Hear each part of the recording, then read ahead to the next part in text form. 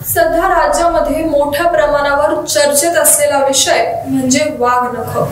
लंडनमध्ये असणारी शिवरायांची वाघनख भारतात आणण्यासाठी राज्य सरकार प्रयत्न करतंय, पण ही लंडन मधली वाघनख खोटी असल्याचं इतिहासाचे अभ्यासक इंद्रजित सावंत यांचं म्हणणं आहे। आणि हाच मुद्दा सध्या राज्याच्या राजकारणाचा महत्त्वाचा विषय झालाय।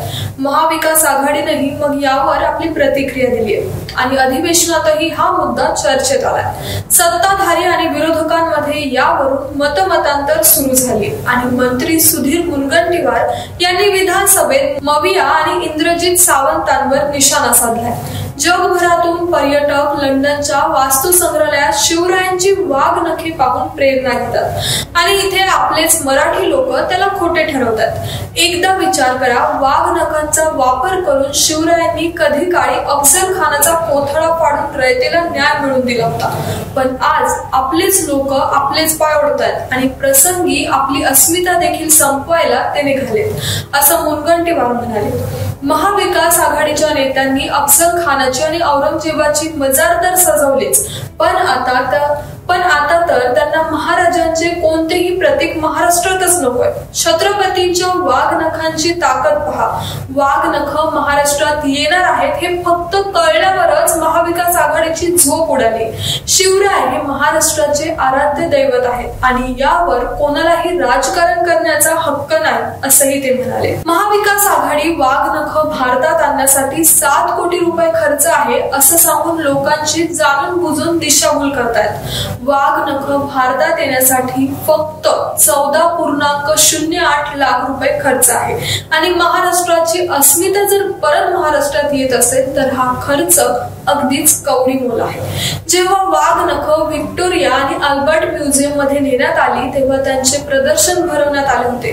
जर ब्रिटनची जनता महाराजांना एवढा सन्मान देत असेल तर महाविकास आघाडीला लाज कशी वाटत नाही। सोन्याचा चमचा घेऊन जन्माला आलेले आदित्य ठाकरे यांना इतिहासाची किती जाणीव आहे। त्यांना तर लंडनची नाईट लाईफ अधिक प्रिय असावी आणि त्यामुळेच आदित्य ठाकरेंना छत्रपतींच्या वाघनखांबद्दल गांभीर्य असणे आम्ही गृहीत धरत नाही। आदित्य ठाकरे, तुम्ही वाघनखांबद्दल बोलूच नाही, कारण तुम्ही काँग्रेसचे बोलत आहात। बाळासाहेब आज असते तर त्यांनी खुल्या मानाने वाघनखांचे स्वागत केले असते।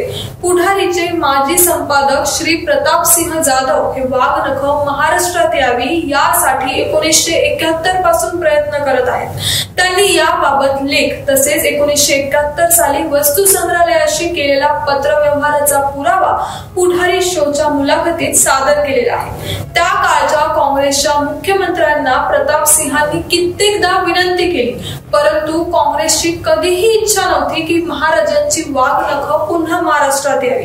इतिहासकार इंद्रजित सावंत यांचे तोंड तेव्हा कधीच उघडत नाही जेव्हा किल्ल्यांवर अतिक्रमण होते, मजारी मस्जिदी बांधल्या जातात, परंतु जेव्हा महाराष्ट्राच्या अस्मितेशी निगडीत काही चांगले होते आणि वाघनख परत येत आहेत तेव्हा त्यांच्या पोटात दुखायला लागते, असंही मुनगंटीवार म्हणाले।